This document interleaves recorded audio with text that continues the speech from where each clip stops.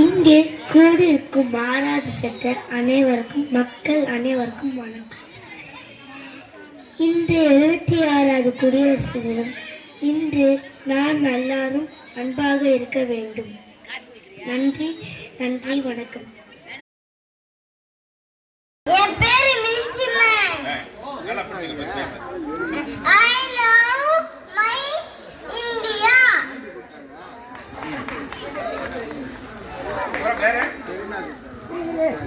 நாட்டுக்காக போராட போறீங்களா?